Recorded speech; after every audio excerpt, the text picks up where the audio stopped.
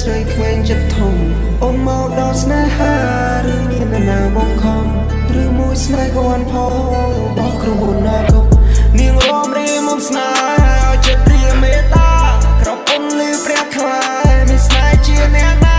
កូនកូនមិនចាចន់តូចតនេះទេធីតាស្បៃនាងបកផាយផាន់ដកជាប់ក្នុងនេត្រាបងតាមអើយបងតាមជោគចិត្តនឹងកលយាមកផាព្រៃភ្នំមកខ្ញុំភ្លេចមិនបានមិននន់ដោនឲ្យខ្លួនឯងមកស្នេហ៍នេះខកខានមិនថាឆ្ងាយប៉ុណ្ណា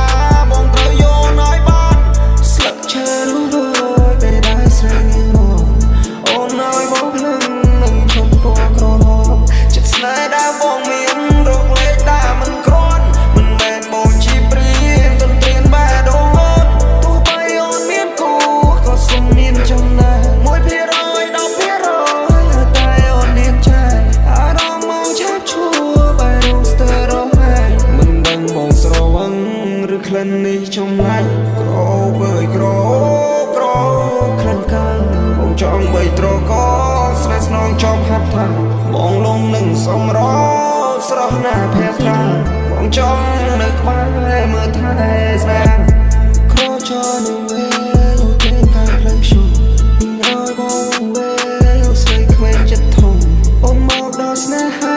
ឬមានណាបងខំឬមួយស្នេហ៍ក៏បានផងរបស់ក្រុមហ៊ុនណាក៏នាងរំរីមុំស្នេហ៍ឲ្យចិត្តព្រាមេត្តាក្រពុំលឺព្រះខ្លាយមានស្នេហ៍ជាអ្នកណាកូនកូនមិនចាចន់តូចតនេះទេធីតាស្បៃនាងបកផាយផាន់ដកជាប់ក្នុងនេត្រាបងតាមអើយបងតាមជោគចិត្តនឹងកលយា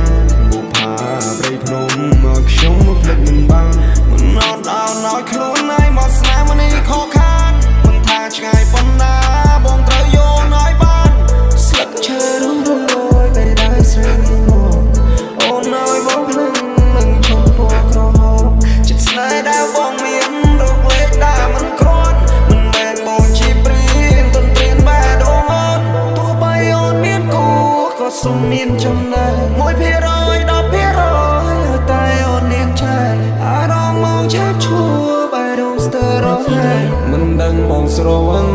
ឬក្លិននេះចម្លែកក្របើយក្រក្លិនកាំងបងចង់បីត្រកស្នេហ៍ស្នងចប់ហាត់ថាបងលងនឹងសំរស្រស់ណាស់ភ័ត្រាបងចង់នៅក្បែរមើលថែស្នេហ៍